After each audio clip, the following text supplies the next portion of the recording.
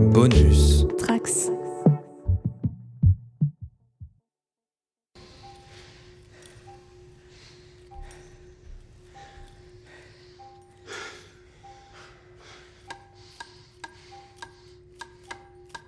MC Mikey.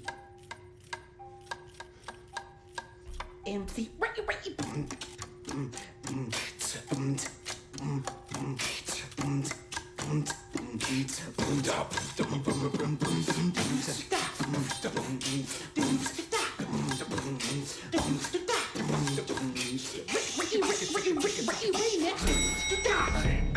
Bonjour et bienvenue dans Tales from the Sewer pour ce 16e numéro consacré à Northampton, le tome 4 des Tortues Ninja sorti le 24 octobre 2018 chez iComics. Ça commence à dater, hein, c'est sûr, mais c'est normal. On va rattraper au fur et à mesure le retard de publication. Et aujourd'hui, pour en parler avec moi, j'ai comme d'habitude Fab, salut. Salut. Et Roméo, salut Roméo. Salut. Vous allez bien tous les deux ? Comme un début d'année qui finit aussi, enfin qui commence comme a fini l'année précédente, à fond. Ouais, un début d'année où tu n'auras pas l'astronine pour la galette, on en reparle très bientôt. Mais avant ça, on va commencer en effet avec les news classiques. Et côté news, on a une news pour toi, Roméo, puisqu'on a des photos du Léo de NECA, Hunchback. Ouais, on a plus de photos, on avait déjà vu quelques. On en a parlé il y a 2 épisodes, je crois, mais ouais. Que j'avais d'ailleurs fait un bon mea culpa concernant, enfin pas mea culpa, mais j'avais dit que cette gamme-là semblait vraiment belle. Et là, on a eu plus de photos et les précommandes qui commencent à ouvrir. Et elle est vraiment, vraiment belle. Donc c'est bien. Je suis content. Je vais pouvoir me racheter encore une NECA. Mais ouais, cette gamme de Monsters est vraiment bien. Et grâce à ça, ils n'arrêteront jamais d'en produire de nouvelles.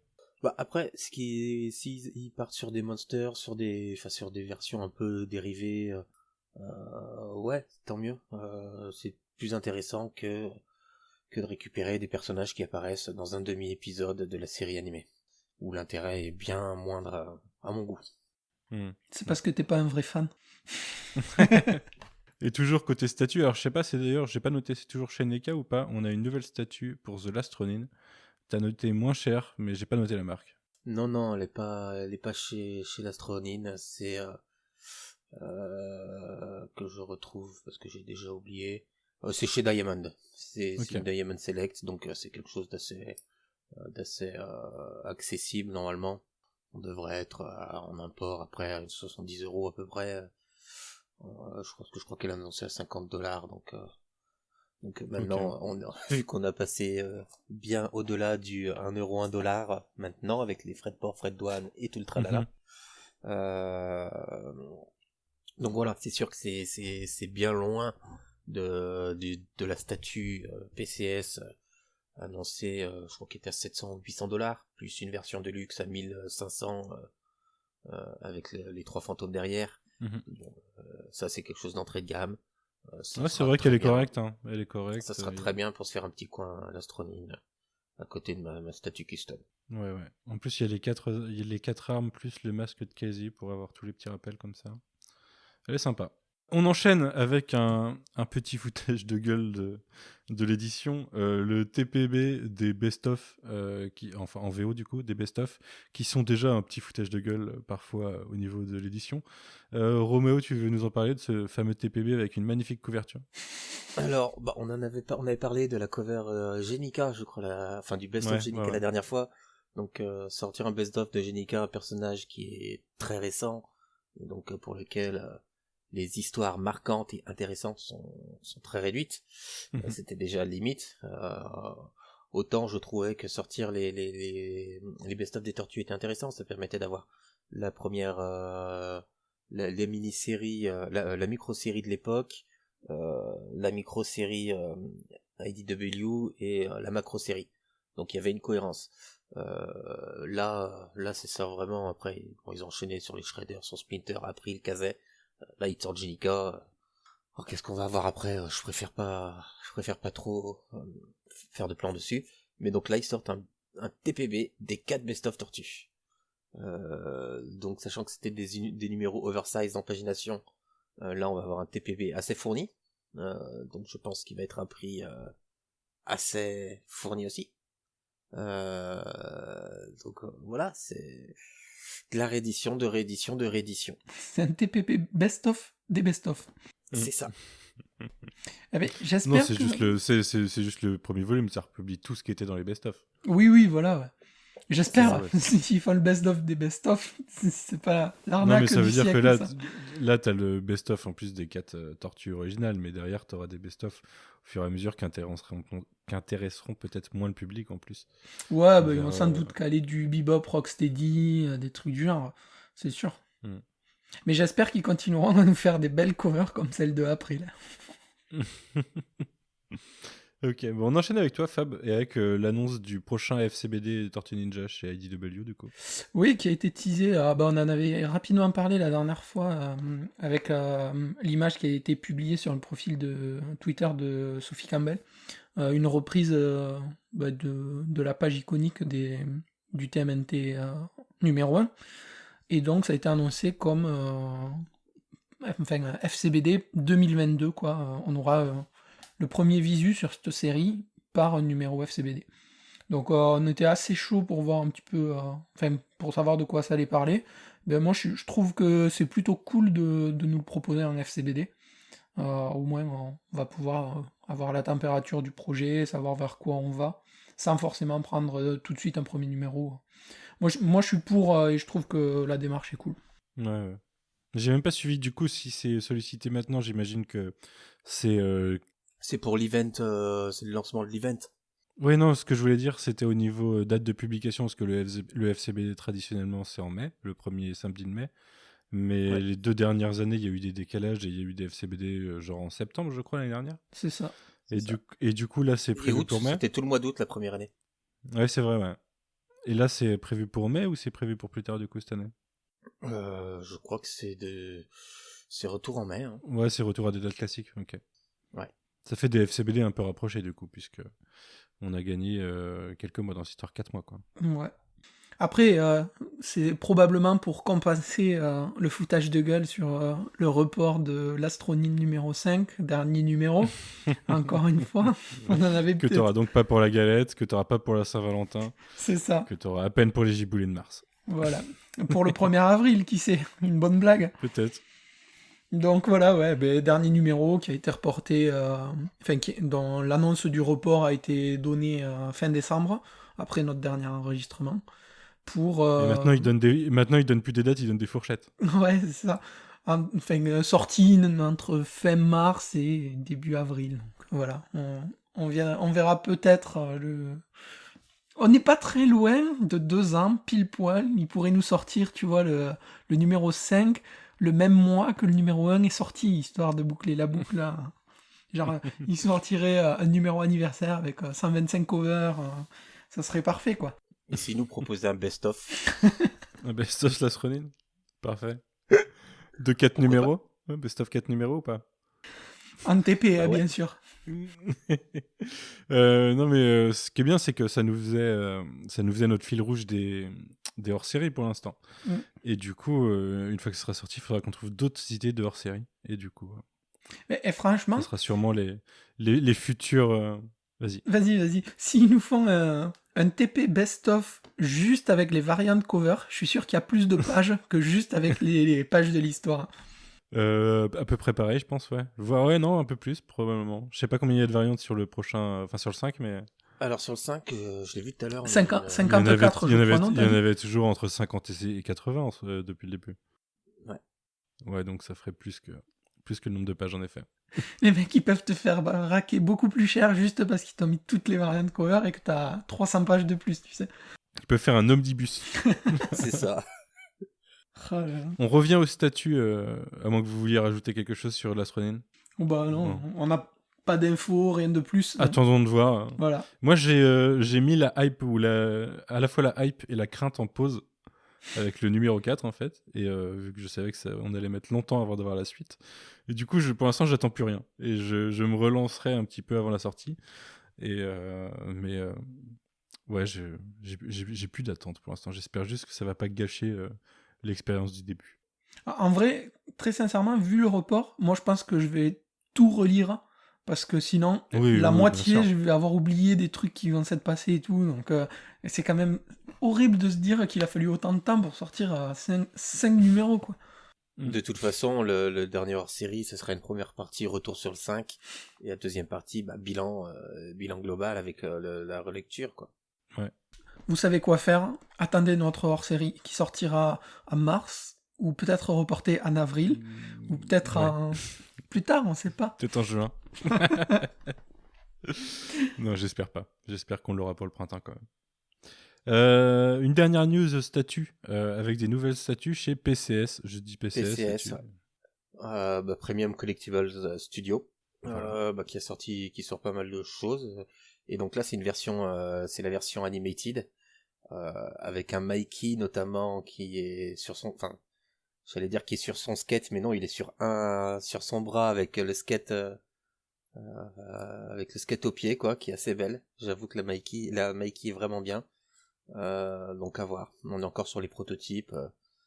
Ça devrait être du GameStop. Donc voilà. Hâte de les voir. Là, on a que des protos.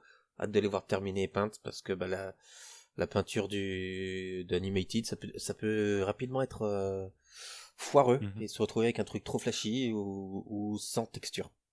Ouais. Après, c'est PCS, on peut leur faire confiance. Et pour finir, la dernière news d'aujourd'hui, le départ après 12 ans de bons et loyaux services chez IDW de Bobby Curnow.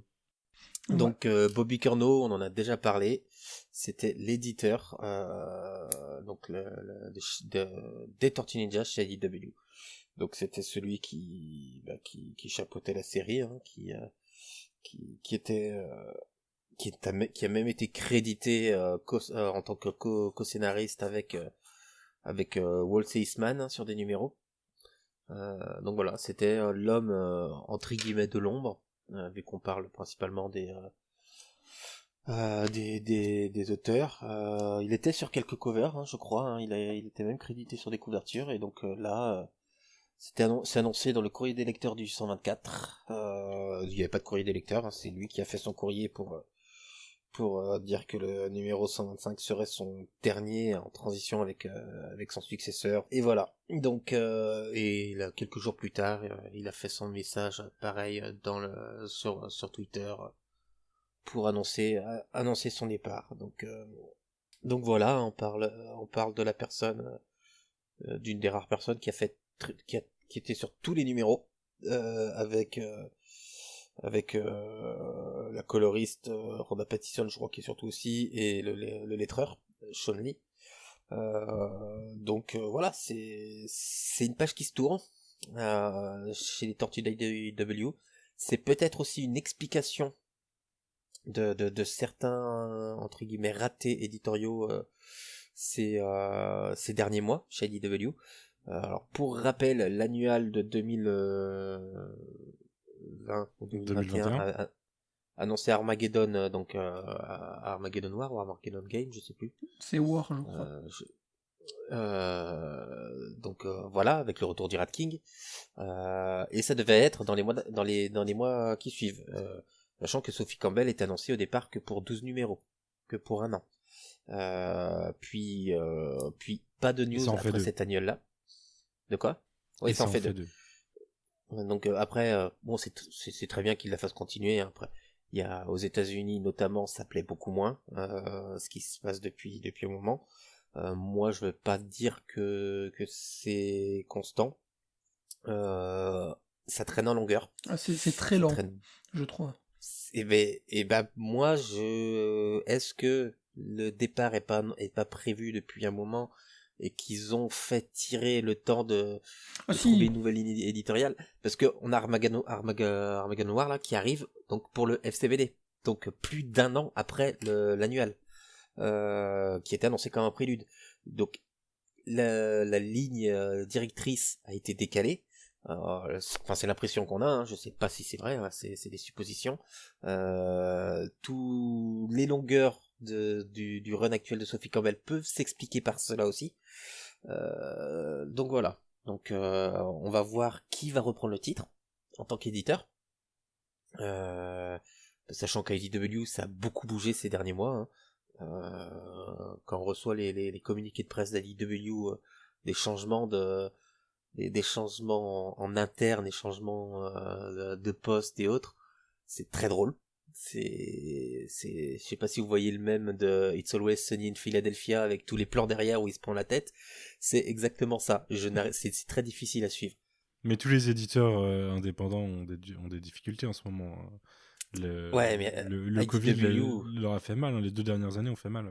Le Covid a fait mal, mais IDW c'est plus vieux. Hein. Les problèmes financiers, ça date un petit peu. Il y a eu beaucoup de changements donc dans les directions. Il y a eu. Je pense qu'en plus ils prennent un peu cher de la montée de Boom Studio en face. Ils prennent cher. Ils prennent pas mal du marché que de ce qu'ils avaient quoi. Ouais, il y a des pertes de licences potentielles, je crois, autour de G.I. Joe et Transformers. Il n'y a pas une histoire aussi comme ça, et ça peut leur faire très mal. Ils ont pas perdu la ligne Kids Marvel qu'ils avaient. Ça ils l'ont perdu. Pour le Transformers et G.I. Joe, je sais pas, mais les Kids, ouais. Donc voilà, hein, ça pique à force, je pense. Mais c'est pas forcément tout lié. Hein, je dis, c'est pas ce que je veux dire. Mais donc, Bobby Curnow, après 12 ans à faire le même métier aussi, il a envie de voir autre chose, ça c'est compréhensible. On lui souhaite le meilleur, on verra qui reprendra. Dans le numéro 125, on n'a pas encore, il est toujours crédité en tant qu'éditeur, et il n'y a pas d'autre nom. Il n'y a même pas de courrier ou quoi que ce soit pour non, il n'y en a pas dans le 125. Peu, Non, il n'y en a pas. Donc on verra ça. Je sais pas, par exemple l'annual de Juniba qui est l'éditeur dessus. Donc ça, on verra à sa sortie ou quand il y aura des news là-dessus. Annonces, ouais. Voilà. D'ailleurs, Juniba, je sais pas quand il sera publié ce podcast. Est ou a été en dédicace, sera ou a été en dédicace chez Comic Zone pour la sortie de Monkey Meat. Il sortira la semaine prochaine au moment où on enregistre, donc ça sera passé. Ouais. Donc ça sera passé. Malheureusement, je ne pourrai pas y être. On a chez IDW Heather Antos, je crois, qui a été nommée rédactrice en chef il y a pas longtemps. Éditrice, je sais plus le titre en anglais, son titre exact. Donc je sais pas, voilà, ça fait partie des changements chez IDW. On verra, mais c'est une lourde perte. C'est une lourde perte pour les tortues chez IDW. Après, c'est une lourde perte par rapport à ce qu'on a vécu sur les 100 premiers numéros qui sont très solides et que nous, on a particulièrement aimé. Le run de Sophie Campbell qui est toujours en cours, tout n'est pas à jeter, voilà, il y a un peu des longueurs et tout. Moi, il y a des choses que j'aime beaucoup et tout. Il y a des longueurs qui me gâchent certaines choses, après c'est un avis personnel, on en parlera à l'occasion. Par contre, ça peut être aussi l'arrivée, tu vois, d'une nouvelle vision pour les tortues et donner une sorte de nouveau souffle et une nouvelle direction qui peut faire du bien aussi, comme ça peut faire du mal, évidemment. Bah après, Tom Wall s'est annoncé de retour. Ouais. Il revient sur le FCBD. Et c'était prévu qu'il revienne, et même lui, il annonce qu'il est revenu, qu'il va revenir. Il y a des renégociations de la licence avec Nickelodeon ou c'est ou tant qu'ils l'utilisent en fait, ils peuvent l'exploiter. Alors là, je saurais pas te dire. Je préfère parce que du coup, ça fait un petit peu plus de 10 ans maintenant qu'ils ont la licence. Ah ben 2011. Oui, ça plus de 10 ans. Plus de 10 ans, vu qu'on est au numéro 125 qui va sortir. Qui sort cette semaine-là. Donc la semaine dernière, si vous écoutez ce podcast à la sortie, on fait du voyage dans le temps pour ce numéro. Mais je me trompe pas, c'est bien Nickelodeon qui possède la licence via... c'est Viacom. Ouais, mais c'est Viacom, mais ouais, c'est Viacom qui possède la licence. Je pensais que c'était Viacom via Nickelodeon et que c'était Nickelodeon qui possédait. Non, mais Nickelodeon, c'est une filiale de... Enfin, ça appartient à Viacom. Ouais, je sais, ouais, mais justement, je croyais que c'était comme ça que Viacom le possédait. Je croyais... Mais ok, donc c'est Nickelodeon aussi que... Dans les crédits, c'est Viacom qui apparaît avant Nickelodeon. Ok. Enfin bref, des technicalités, mais ce genre de contrat, des fois, ça peut s'y jouer sur des changements éditoriaux. Peut-être, ouais. Clairement, je veux pas faire de spéculation. Enfin, de toute façon, ils continuent de lancer la licence avec le prochain film ou des choses comme ça. Ça m'étonnerait qu'ils remettent en cause l'univers des comics en parallèle, quoi. Non. Peut-être que si à la sortie des films ou autres, ils en profiteront pour sortir une autre série, on sait pas, comme il y a eu Rise, et comme il y a eu TMNT Adventures, et comme il y a eu TMNT Adventures Fit Carmelo Anthony à New York. Voilà, ils en profiteront pour faire ce genre de choses à chaque fois qu'ils peuvent relancer, hein. Surtout que voilà, là on est dans un creux de la licence, un creux créatif, pas un creux de hype, parce que la licence renaît énormément, je trouve, auprès des gens, hein. Il y a beaucoup de gens qui s'intéressent à cette licence. Moi, pour ceux qui s'intéressent avec beaucoup de jouets grand public, enfin grand public, trentenaire qui a du pouvoir d'achat, hein, pas un jouet pour les enfants, vu que ça actuellement il y a rien destiné pour eux. Après, l'argent se trouve ici actuellement, donc ils en profitent. Mais il y a un attrait, hein, de toute notre génération qui renaît, pour ceux qui traînent un peu sur les sites de revente et de seconde main. Vous voyez bien que les prix explosent. Ouais. Les objets de figurines, les objets de vintage, en quelques années, ils ont explosé. Donc il y a un regain d'intérêt. Donc il y a un regain d'intérêt, il y a des collectionneurs, on voit avec les variantes. Donc il y a du potentiel marketing, il y a du potentiel financier, il y a un potentiel énorme, et ils vont pas laisser la licence. Surtout, bon, il y a des films qui arrivent, et ils profiteront de ça, ils profiteront de ces films justement pour impulser potentiellement avec d'autres séries de comics. On verra. Ouais, tout à fait. Bon, passons-en à notre sujet du jour, un truc un peu plus lumineux. La grande époque des Tortues Ninja, justement, d'IDW. Le tome 4, version iComics, puisque sinon c'est le tome 8. 8. Voilà. Northampton, numéro 29 à 33, je crois, si je ne me trompe pas, ou 29 à 32. 32. Donc avec d'ailleurs l'arrivée de Sophie Campbell sur les Tortues Ninja, si je me trompe pas, on l'a pas vu avant, ou peut-être sur un numéro unique, mais je suis pas sûr. Elle avait pas fait des one-shots avant? La mini-série de Léo. Ouais, voilà, la micro-série Léo, ça devait être ça. Ouais, la micro-série, pardon. Donc la suite directe de la chute de New York, qu'on a traité il y a déjà un moment, puisque ça devait être l'année dernière, je crois. Enfin, l'année dernière, c'était peut-être même 2020. C'était pas ça, c'était son début sur les tortues, l'ongoing DW, mais elle avait bossé sur des Tales of et autres séries chez Mirage à l'époque. Ouais, okay. Pendant les années 2000. Ok, très bien. Écoute Roméo, est-ce que tu peux nous présenter ce tome et surtout comment il se place et comment il se place d'un point de vue narratif et d'un point de vue éditorial? Il prend directement la suite. On est vraiment dans la suite directe de Cityfall.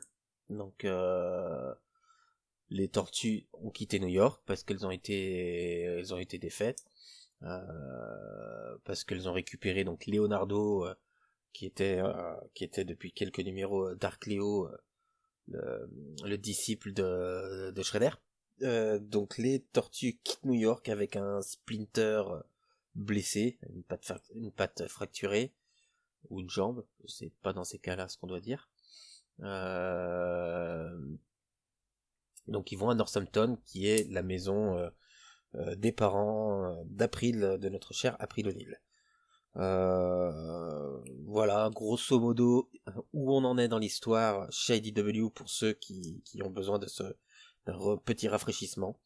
Northampton, on en a parlé dans notre... on en a parlé 2 fois même déjà.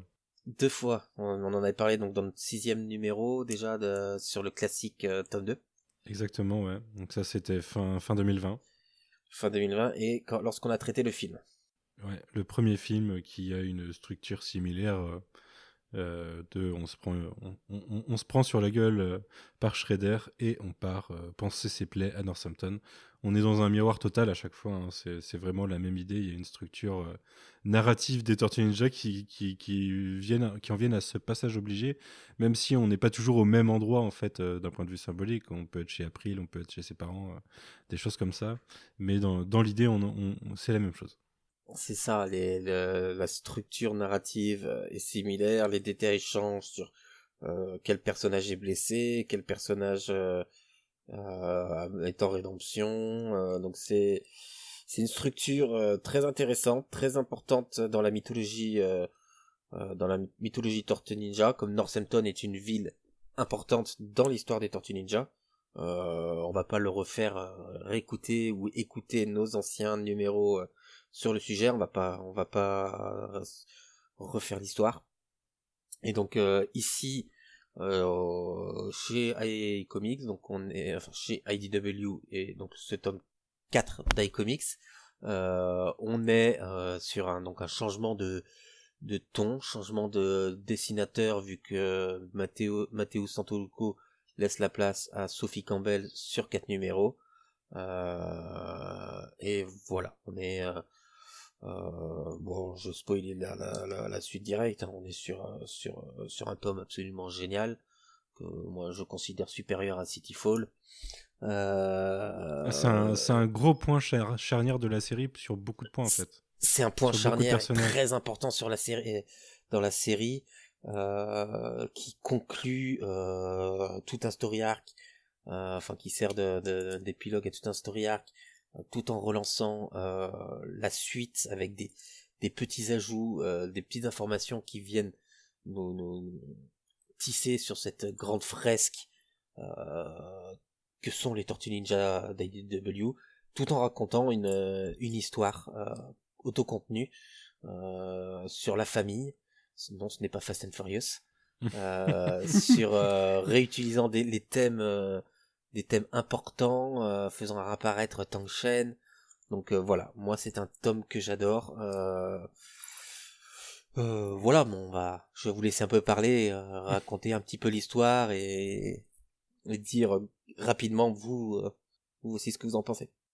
C'est marrant en plus parce que je voulais te demander ton avis, Fab, et je trouve que le tome est intéressant pour toi, enfin vis-à-vis de toi, parce que je trouve que Donnie c'est la tortue qui est la moins mise en avant en fait par cet arc. Tous les autres frères ont un truc qui vient faire avancer l'histoire, et il est un petit peu mis de côté, je trouve, là.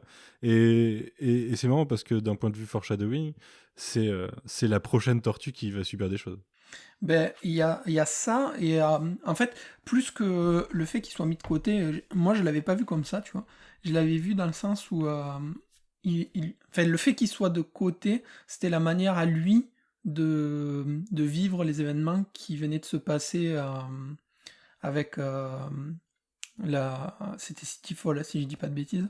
Oui, la chute de New York en français. Ouais, voilà, la chute de New York. Et du coup, c'était un peu... tu vois, pour moi, les auteurs l'avaient laissé de côté pour dire que voilà, lui, il gérait à sa façon, en bricolant, en faisant ses trucs et tout, et en restant un peu à l'écart de tout ça parce que peut-être, voilà, il gérait pas. Moi, je l'avais pas vu de la manière dont tu viens de me l'expliquer, c'est pour ça.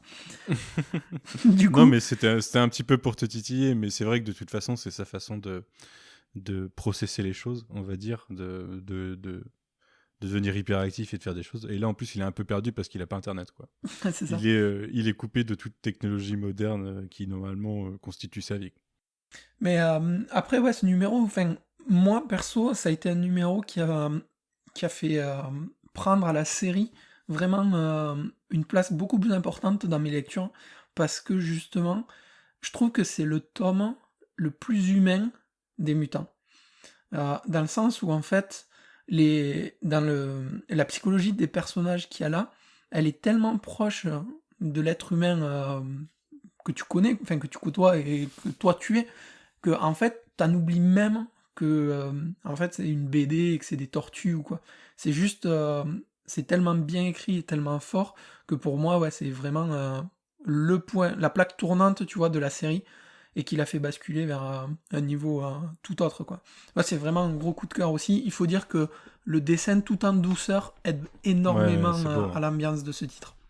Et je trouve que, pour revenir un petit peu à ce qu'on disait tout à l'heure sur Sophie Campbell, j'ai une préférence pour son dessin là que pour son dessin actuellement. Je trouve que elle a évolué, mais vers un style qui me plaît toujours autant, hein, mais qui est pas tout à fait le même. Et là, c'était un petit peu plus en rondeur, c'était un petit peu plus... voilà, ça allait avec le tome en perfection, quoi. Mais la colo est pas un peu différente d'ailleurs entre celle de l'époque et maintenant? Elle me paraît plus douce sur Northampton. Pourtant, c'est toujours Rhonda Pattison. Oui, mais c'est pas la même ambiance. Ouais, il y a une ambiance plus éthérée et plus. Il y a une enfin plus pastel. les premières pages transpirent l'automne déjà. Quand on arrive à Northampton avec ces feuillages, on est après beaucoup sur ces tons-là. C'est les tons ocre avec toute la grange, toute la terre. On n'est pas du tout sur l'urbain que l'on a sur l'ongoing actuel. Donc il y a ça aussi.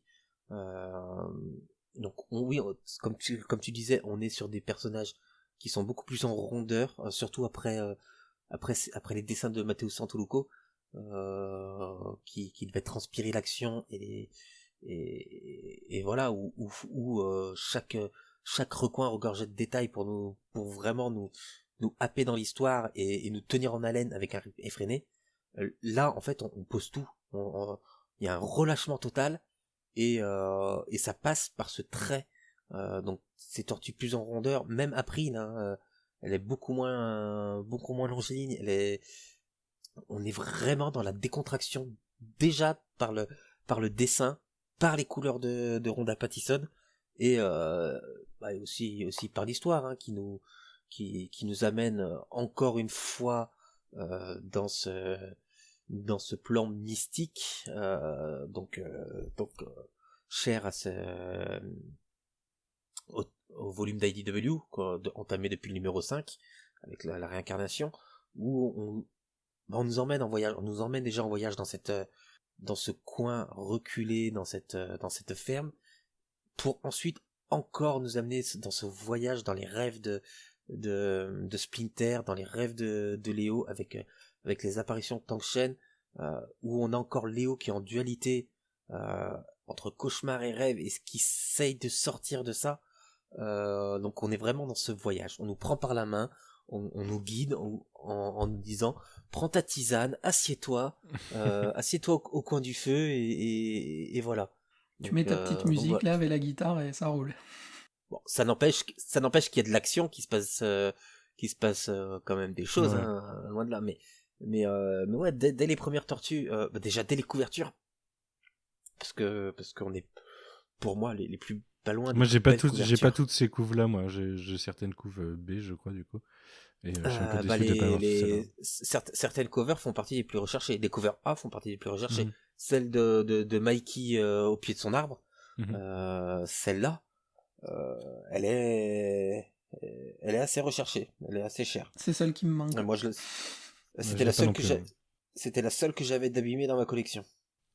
J'ai réussi à la retrouver. D'ailleurs, Mikey qui a encore Mikey qui écrit le meilleur numéro de cet arc. Mikey, de toute façon, il a ce rôle de lion dans la famille pendant une partie, en tout cas, des 100 numéros de Tom Waltz. Et je trouve qu'encore là, je suis très content. Je suis très content parce que je peux dire en toute honnêteté que le numéro que je trouve le mieux, c'est celui de Mikey, quoi. Il a ce petit côté qui vient... Oui, en gros, le deuxième numéro de l'arc, c'est globalement Mikey qui raconte l'histoire, et au final, c'est lui ce qui arrive à tout le monde. Et c'est lui qui finit par lier tout le monde, enfin ramener tout le monde les uns aux autres. La reprise du schéma narratif par l'écriture, au-delà, enfin, ce n'est pas le journal intime, mais là, c'est une lettre à son pote, le pizzaiolo, Woody. Mais le jour où il va arriver une bricole à Mikey, parce que depuis le début il est tout mignon et tout, le mec il va jamais se relever. Faut le savoir. Mais non, non. Mais ça n'arrivera pas. Il y a un niveau de cruauté qu'on peut pas atteindre. Tu vis dans le déni, tu le sais. On peut se passer de Denis, on peut pas se passer de Mikey. Mais à côté de ça, je trouve vraiment que c'est un tome qui est hyper important pour les fondations de la suite. On a le rapprochement d'Alopex, qui était une ennemie dans le camp de Shredder jusqu'ici, et qui là essaye d'avoir sa rédemption, qui s'incruste en gros et essaye de montrer qu'elle aussi c'est une victime. On a toute une intrigue avec April et sa famille. D'ailleurs, c'est marrant parce que ça s'inspire. Voilà, on a tout le temps les inspirations de toutes les versions qui viennent infuser cet univers d'IDW. Et là, on a sa mère qui était journaliste, son père qui était scientifique et là où elle-même était en stage au début de la série. Et puis toute une intrigue autour du mutagène et du lore du mutagène, en fait. Ça vient poser encore des petites pierres de cet ensemble. On a le côté mystique et on a le côté scientifique une nouvelle fois. Ouais, et puis ça amène encore un pan un peu plus important, comme tu disais, mais surtout avec la partie mutagène, qui elle a son importance et qui est amenée là, sans que ça fasse, tu vois, sans que ça fasse, il faut absolument qu'on le cale, donc on va le mettre là. C'est pas forcé en fait, c'est naturel quoi. Tu sens que tout est lié, il y a ce lien qui fonctionne entre les persos et même la relation Kazé April qui est explorée là-dessus. Alors c'est dommage parce que on n'a pas la mini nous qui est sortie en France et qui amène quelques réponses, mais enfin moi je trouve que il y a vraiment cette idée de numéro plaque tournante pour tous les persos en fait. En grosse partie, ils ont tous un moment où on les voit, Raph avec Alopex, on voit Léo même avec lui-même en fait. Et enfin, je trouve que c'est super bien écrit. Et, enfin, on le dit depuis le début, voilà, je trouve ça assez extraordinaire de la manière dont c'est traité, quoi. Et je pense, bah, d'un point de vue écriture, c'est Soriar qui est le mieux écrit. Enfin, je sais pas ce que vous en pensez, même si tout est, enfin, on a des arcs qui sont très intéressants. Hein. Enfin, Cityfall, je veux pas dire que c'est mal écrit ou quoi que ce soit, mais c'est vraiment d'un point de vue écriture, et je trouve que c'est le plus recherché. Il est très efficace en plus, hein, parce que 4 numéros, Ouais. c'est court pour raconter une histoire. Hein. Je pense que les gens s'en rendent pas assez compte. Et Tom Waltz réussit à faire des arcs de 4 numéros. Alors Cityfall, du coup, ça devait être 8. Ça devait être l'équivalent de 7, ouais, l'équivalent de TPB. Et Tom Waltz a une efficacité sur 4 numéros que peu de scénaristes ont, parce que tu as des passages obligés dans les actes, des passages obligés qui sont difficiles à faire tenir en un numéro pour développer un certain nombre de personnages. Et en effet, il est super bien traité. Alors par contre, moi là où le bas blesse, j'ai envie de dire, c'est sur le fait que la VF bénéficie pas de la... Je vais utiliser un mot que je déteste dans le monde de l'entreprise, mais là c'est dans le monde éditorial, de la synergie des autres publications en fait, puisque c'est rapidement devenu autre chose qu'une ongoing TMNT chez IDW, et qui a, comme tu le disais Fab, des mini-séries, des one-shots, des choses comme ça, que t'as pas en parallèle en VF, et ça c'est un peu dommage. Ouais, ben, pour en plus, en ce moment, enfin, je me suis pris les TP IDW Collection, là, tu sais. Ouais, Et je vois. je trouve... C'est l'hardcover, non? Ouais, c'est ça. Ils les ont réédités, je crois qu'ils les ont réédités. Ah non, non, non, c'est les classiques qu'ils ont réédités en soft. Et Pas les IDW. Ouais. je trouve que c'est vraiment bien fichu niveau éditorial, parce que du coup, tu as l'ordre de lecture chronologique des numéros. Et en fait, je trouve que à la relecture, c'est encore mieux que si tu as les mini à côté, parce que du coup, tout est encore plus fluide, et t'as cette synergie, comme tu dis, qui fonctionne encore plus, parce que justement, tu as vraiment le poids du numéro de la mini-série qui est entre deux chapitres de l'ongoing, qui t'apporte la réponse sur les deux qui suivent, et c'est vrai que là, alors certes, ce numéro fait du bien, parce que après les deux numéros de Cityfall, où ça a été vraiment intense, récit, action, tout ce qui est arrivé aux tortues et tout, en fait, le lecteur, il a besoin de se poser. Et là, avec Northampton, c'est justement ce moment-là où il se pose, où tu as les tortues qui, elles aussi, se posent, récupèrent, qui prennent le temps, etc. Mais il y a parfois ce petit manque, et voilà. Je peux comprendre le manque que tu as eu, mais en même temps, je pense qu'à cette période-là, les lecteurs français ne devaient pas y en avoir énormément. Bah, on est déjà content que ce soit publié, c'est sûr. Mais oui, alors moi ça me perturbe pas des masses, parce qu'au final je peux lire la VO, quoi. Je peux lire Ouais, toutes ouais. les mini-séries ou tous les one-shots que je veux dans l'autre que je veux. Mais ouais, c'est une lecture un peu différente. Mais c'est comme tu le disais dans la IDW Collection, c'est comme quand tu lis un event Marvel ou DC dans une édition hardcover où du coup ça enchaîne bien Ouais. tous les numéros qu'il faut avec tous les tie-ins qu'il faut, les choses comme ça, et les choses s'imbriquent bien, quoi. Je pense qu'il y a d'autres moments dans l'historique, enfin dans le futur de la publication, dont on parlera plus tard du coup, où ça sera encore plus gênant, je pense, de pas avoir ces one-shots et ces mini-séries. Ben, typiquement, là est sorti ce mois-ci le tome 15 chez iComics, qui en fait est l'invasion des Triceratops, mais il manque des mini-séries qui sont vraiment, enfin des numéros qui sont à mon sens essentiels pour vraiment raccrocher les wagons. Quoi. De TMNT Universe, non ? Ouais. Un truc comme ça, ouais. C'est ça. Et du coup, alors, certes c'est cool parce que t'as l'histoire, hein, mais c'est un peu pénalisant, et est-ce que ça aurait pas été judicieux de rajouter ces numéros ? Enfin, on en reparlera au moment venu, quoi. Mais Ouais, après, je pense qu'ils ont des contraintes avec comics et que s'ils oui, pouvaient c'est le faire, sûr. ils le feraient. Et j'ai cru entendre que c'était la première année où ils n'étaient pas en déficit sur les Tortues Ninja. Donc c'est rassurant parce qu'ils sont pas en déficit sur les Tortues Ninja, mais ça veut dire que c'est pas un super bilan éditorial, quoi. Enfin, commercial. On sait on sait les difficultés de l'édition de comics en France, hein. Mhm. Et là, Ouais. pour le coup, la transparence de Sullivan dans notamment dans ses interventions chez First Print, ça permet de vraiment connaître la réalité. Nous qui le suivons, on connaît un peu le milieu, on sait les difficultés. Mais cette transparence, elle est rare. Donc c'est bien de pouvoir se rendre compte que c'est un écosystème très fragile.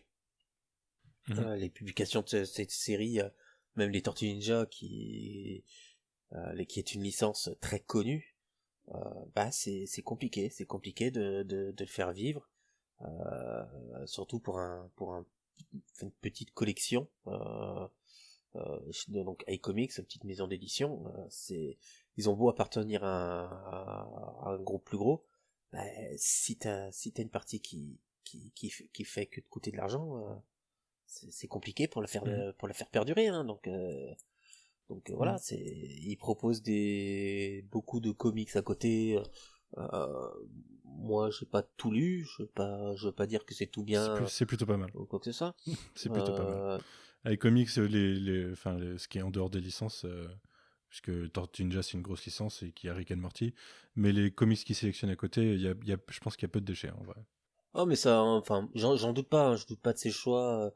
Mais voilà, c'est un monde compliqué, surtout quand tu joues beaucoup sur le tableau de l'indé. Ouais, c'est de la niche, hein, beaucoup. Ouais. Mais on essaiera d'avoir Sullivan d'ici un mois ou deux pour faire un bilan de 4 ans de iComics et des perspectives à venir. Et 4 ans de Tortue aussi. Parce que ça a été lancé en même temps. C'est ce que je veux dire, 4 ans de Tortue Ninja chez iComics. Et faudrait voir si on peut avoir Margot, par exemple. Ça peut être sympa d'avoir le point de vue libraire en face. Bon, je pense que je lui poserai la question, mais elle sera ok. Mais on en reparle bientôt, ouais. Mais revenons-en à notre mini-série. Northampton, enfin pas notre mini-série, du coup, notre arc de la série principale, Northampton. Tu peux nous parler un peu de toi, ce que tu en as pensé, parce que depuis tout à l'heure avec Roméo on parle un petit peu, mais... J'en ai parlé aussi, parce que Mikey c'est le meilleur. Mais, parce qu'il fait cuire les saucisses au feu de bois. Ouais, non, moi j'avais donc j'en avais déjà parlé, j'ai écrit un dossier sur Northampton, toutes ces itérations sur Comics Blog, et c'est pour moi la version la plus aboutie de Northampton. Oui, je pense que il y a des sortes d'itérations, tu vois. Ça itère. Là, ouais, on a une bonne version là. Parce que bon, la version de Steve Barron, moi, j'ai toujours quelques limites, hein, et notamment en fait griller les chamallows près du feu. Ah merde, le feu, en fait, c'est Splinter. Voilà, là, on a le feu, on a vraiment le côté camping, le côté chaleureux, avec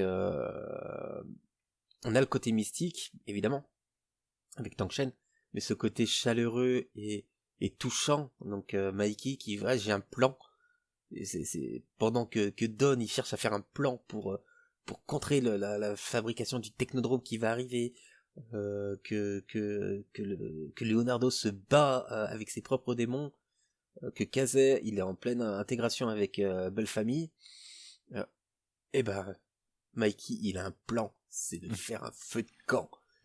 C'est juste génial et c'est juste touchant et il fait retomber toute cette pression et ce moment avec c'est ce moment où Raph va chercher Alopex au fond, c'est juste oh voilà. C'est juste trop J'aime mignon, beaucoup cette partie Raph à l'Opex dans cet arc, le rapprochement. J'aime moins la fin. Ouais, mais la fin pour moi alors certes c'est utile pour remettre une certaine distance et qu'elle soit pas intégrée directement au gang, enfin à la famille.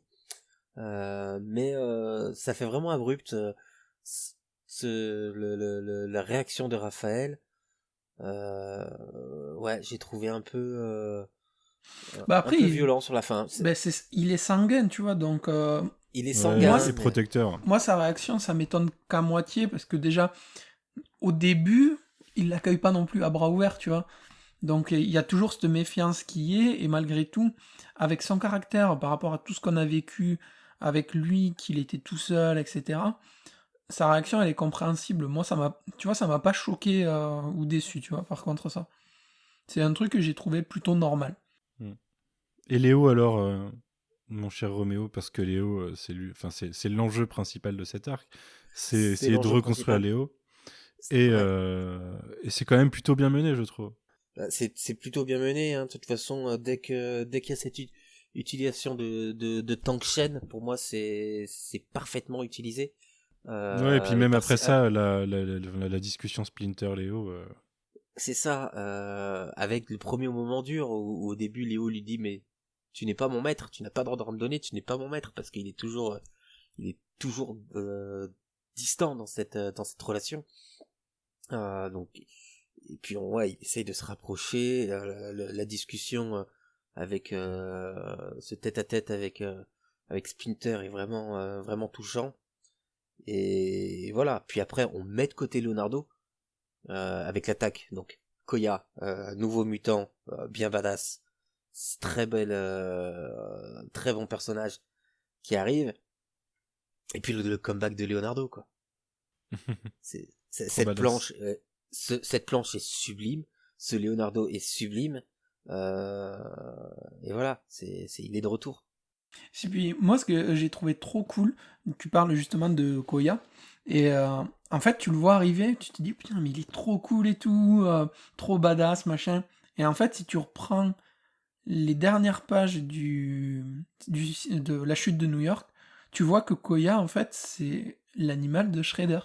Oui, on l'a. Et ouais, mais du coup, sur le moment, moi, j'avais pas tilté, tu vois. Donc je me suis dit, putain, c'est trop bien, il a fait un nouveau mutant et tout. Et en fait, c'est là où tu... Mutante, pardon, Oui, mutante. C'est une femelle. Ouais, j'ai fait l'erreur aussi. J'étais en train de chercher ça justement parce que moi j'ai toujours prise pour une fille, mais non, c'est pardon, si c'est moi, j'ai fait un abus de langage, mais c'est bien mutante et je la trouve vraiment, moi j'adore le design, je le trouve, le personnage est très intéressant. Pour l'instant on le voit pas, hein. Pour l'instant c'est juste une mutante qui attaque sans qu'on en sache plus, à part que c'est qu'elle est la solde du Foot Clan avec les assassins. Ouais, c'est ce que j'allais dire aussi. J'aime bien ce niveau de classe aussi. C'est les différents degrés des personnages, les différents degrés des. Ça fait côté très jeu vidéo. Tu rencontres différentes classes du Foot Clan.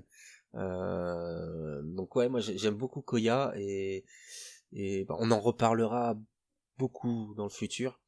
Mais j'adore ce personnage et son traitement par la suite. Mais ouais, moi j'ai trouvé ça justement, cette arrivée de nouveaux persos, encore une fois, c'est ce qu'on disait, c'est très axé perso, mais on va dire psychologie des personnages. Parce qu'on a ces nouveaux personnages qui sont arrivés, mais ils sortent pas de nulle part. Ils sont là, amenés, et ils ont été construits sur les numéros précédents pour une bonne raison, et ils apportent aussi à l'histoire. Là encore, il y a le combat Koya-Léo. Enfin, c'est vraiment trop bien. Graphiquement, c'est la classe. J'aime pas Léo quand même. Ça changera pas mon souci avec le perso. Mais le combat, il n'y a pas à dire, ça transpire la classe, et ouais, là, t'as envie d'être Léo. C'est vraiment un truc, ça fonctionne vraiment, vraiment bien.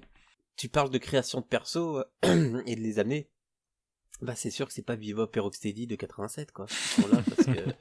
ou Tokai Razar. Les personnages, tous ceux qui sont créés, tous les mutants, que ce soit Old Hob, Alopex, la Koya, un personnage, ça se construit, hein. On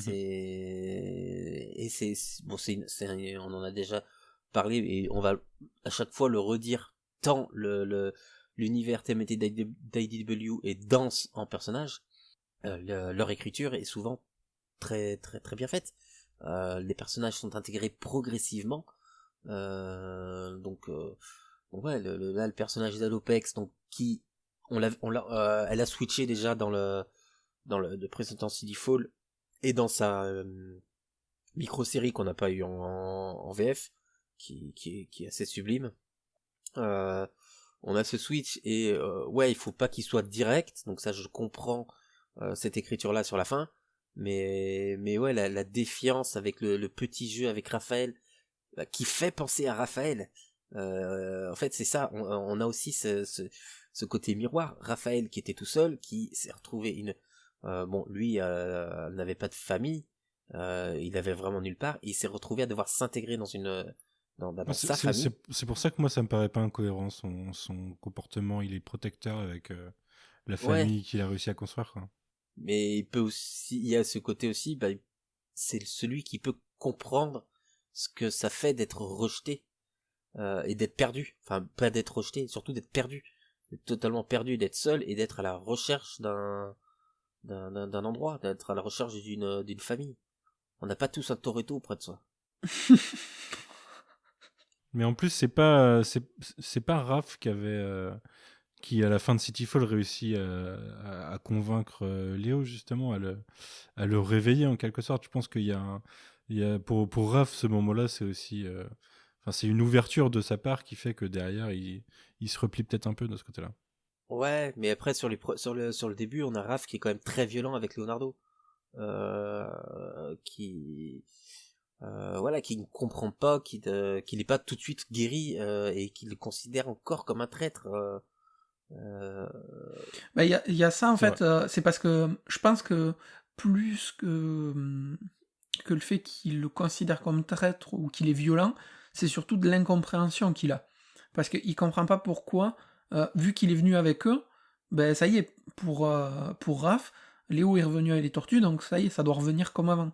Alors qu'en fait, c'est pas si simple. Et Raph, comme il est très brut de décoffrage et très sanguin, comme on disait, moi j'ai plus l'impression que c'est de l'incompréhension envers Léo que vraiment tu vois de la haine ou un truc comme ça. C'est juste qu'il a envie de retrouver la famille et ce qu'il avait, mais comme ça se passe pas comme lui l'imaginait simplement en fait, il est dans l'incompréhension et du coup il gère pas ses émotions, Raph, jamais, à aucun moment. La seule émotion qu'il gère, c'est mettre un coup de poing dans la gueule de quelqu'un quand il est en face, quoi. Donc il fait comme il peut, et sa manière de gérer tout ça, c'est la colère, quoi, encore une fois. Donc, ouais, encore une fois, tu vois, il y a le travail de deux personnages, de tout ce qui a été fait dessus, qui retransparaît ici. C'est pareil, toujours en termes de perso, les parties avec les parents de Kazé et la partie autour du mutagène, entre April, Kazé et ses parents, franchement, je pensais... Les parents de April, tu veux dire, parce que les parents de Kazé... Oui, les parents de April, pardon. Cette partie-là, je pensais qu'on avait une bonne dizaine de pages dans le TP, enfin dans le tome. En fait, je viens de feuilleter, là, il y a 4-6 pages max, et pourtant on apprend plein de choses. Et je trouve que c'est super riche, et comme tu disais, il n'y a que 4 numéros, mais tout est efficace, tout va à l'essentiel, mais sans jamais bâcler les choses. Et moi j'ai bien aimé la partie avec les parents de April, justement. Ouais. Moi aussi. Après, ça servait aussi de côté, ça nous permet de vite d'embrayer sur la suite. sur Stockman, sur Stockgen, et d'apporter des quelques éléments. Donc il fallait bien qu'ils arrivent de quelque part, sachant qu'ils n'ont pas internet. Que Don n'a pas internet. C'est vrai. Donc ouais, moi c'est ça permet de voir Kazé différemment aussi. Ouais. Ça permet aussi de donner un peu de profondeur un peu plus à April, en approfondissant un peu son background. Et voilà, elle est, on la verra plus effacée plus tard, April, donc malheureusement. Donc là, elle est encore creusée, elle est encore intéressante. Pas qu'elle devienne inintéressante, c'est pas ce que je voulais dire, mais Non, mais c'est vrai, il y a des moments où il est plus ou moins mis en arrière. voilà, c'est normal, hein, c'est aussi le jeu quand t'as plein de personnages. Mais Puis le titre cette s'appelle partie-là, Les Tortues, pas April. Donc il y a des fois, il faut que... Parce que c'est au même titre, April est mis en arrière, Kazé est mis en arrière aussi, et plein de persos ont leur passage où oui. tu les vois pas, donc c'est pas... Et là, on a en plus, on a ce petit moment où, avec un Kazé qui est assez touchant aussi, avec une fragilité qu'on lui connaît pas, qui lui est dans la réaction, la même réaction que Raph. C'est pas de discussion, je tape, c'est tout. Et même dit, et quand il arrive chez les parents, il fait j'aurais dû prendre mon masque de hockey. C'est sa première réaction, parce que là on a Kazé, on a Kazé Jones, on n'a pas Kazé le vigilante, on n'a pas Kazé qui tape dans le tas. On a la personne qui est sans son masque et qui est à nu et qui se dévoile. On a un côté un peu sensible, où il sait pas où se mettre, il sait pas comment se comporter. Et c'est pas mal d'explorer un peu ce pan-là, en fait, de développer le personnage, d'en faire autre chose que moi taper. Avec toujours les petites blagues, les petites blagues. Dites-moi pas que c'est des tortues, c'est pas des tortues. Elle l'a bien pris au final, la maman, hein, je trouve. Ça s'est bien fini tout ça, quoi. Mais d'une façon générale, Ouais. de toute façon, les humains acceptent assez rapidement les mutants dans cet univers pour des raisons scénaristiques, dirons-nous. Ouais, mais là c'est quand même gros quand même. C'est bon, ma fille, je te fais confiance. Ouais. Mais en même temps, derrière, il y avait l'histoire du sérum. Donc, comme le dit Fab, il n'y avait pas non plus des masses de pages avec les parents. Et ça se passe plutôt bien. Enfin, il y a plutôt pas mal de choses qui sont racontées. Donc, ouais, encore une fois, c'est efficace, quoi. Ouais, c'est efficace, c'est beau. Et au final, Donnie, dans ce tome, il est là vraiment pour foreshadower la suite, quoi.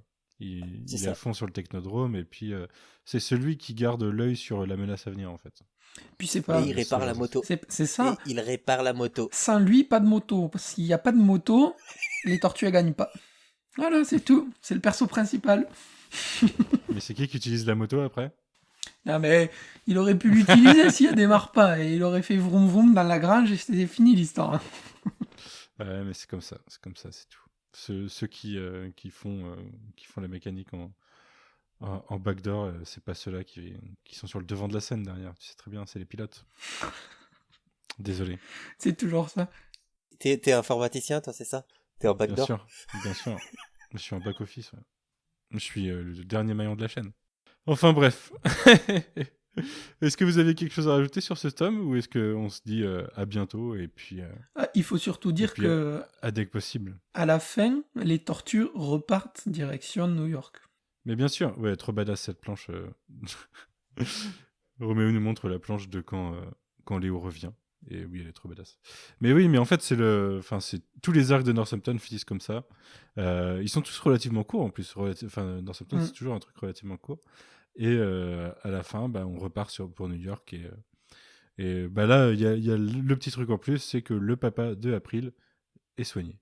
Roméo nous montre que les planches qu'il a lues. Il n'y a que celles où il y a Leonardo. Non, je pense pas. Non, en vrai, sur ce numéro, je trouve que Alopex, avec le design que Sophie Campbell y a donné, elle a vraiment step up dans l'histoire. Ouais. Parce qu'elle a eu une vraie présence, je trouve. C'est vraiment le dernier truc que j'ajouterais. Elle a une super présence. Le choix d'iComics, voilà. C'est exactement ce que j'allais dire. Le choix d'iComics d'avoir mis ce dessin d'Alopex en page intérieure, je sais plus comment elle s'appelle, l'intérieur de couverture là. Donc d'avoir mis ce dessin d'Alopex qui se cache, qui qui observe dans la forêt. Ouais, les tapis dans l'ombre. Superbe choix. Accrochés Les tapis dans l'ombre. à l'arbre. C'est vraiment, vraiment un superbe choix qui t'annonce la douceur, qui t'annonce déjà ce qu'on va trouver. Bon, on a la galerie de couverture à la fin. Parce que c'est heureusement qu'on les a. Ouais, là pour le coup, c'est un petit épée. C'est des covers. Non, mais c'est surtout que c'est des couvertures sublimes pour moi. Les couvertures de Sophie Campbell sont sublimes. Surtout la Mikey, hein, pour être honnête. Hein, même si j'adore la Léo, celle de Mikey en train d'écrire. Il y a rien à dire. Il y a, je crois, la première cover de Dialinas en plus. Qui est dedans, donc ouais, il y a moins de grosses splash pages, mais vraiment parfois au détour de page, vraiment des cases reposantes, apaisantes. Ouais, c'est beaucoup plus sain, c'est beaucoup plus posé, ça joue beaucoup sur les couleurs avec les différents encore une fois, ouais. Les différentes ambiances, quoi. Les couleurs de Rhonda Pattison. Non, il est assez magnifique ce tome, vraiment. En fait, quand tu prends tome 1, 2, 3, 4 plus les Secret History, pour l'instant, c'est un sans faute. Hein, les premiers tomes qui sont sortis. Le 1, on en avait parlé, hein. Peut-être potentiellement un peu moins. Oui, le 1, il est. C'est vrai que. Pour moi, fait le lien avant d'apporter Cityfall. En fait, c'est ça. Il permet d'amener Cityfall. Enfin, même pas, parce qu'on est les neutrinos. On est sur les neutrinos. Ouais, d'accord. Mais tu parles du 1 version iComics, pas... Ouais. Non, parce que le 1 version IDW est dans le tome 0 de iComics, ou version Soleil, du coup. Mais non, je parlais de ça. Voilà, moi, rien de plus à dire. C'est un tome trop cool qu'il faut absolument lire et qui fait vraiment un turning point dans la série. Et je pense que tout le monde l'a entendu, on est tous du même avis sur ce tome-là. Oui, je pense que de toute façon, sur Northampton, il n'y a pas grand monde qui va cracher dessus. Peut-être les fans d'action en manque d'action, du coup, mais si t'es fan des Tortues Ninja, à la base, je pense que t'es fan de ce qui est raconté dans ce tome, et il y a peu de chances de décevoir. Bon, écoutez, messieurs, je vous remercie beaucoup. Et puis, c'est Sophie. Je vous dis à bientôt, je vous souhaite une bonne semaine, et puis on se retrouve très bientôt pour un prochain thème à déterminer. Salut. Ciao. Vous louperez pas le TMNT 3.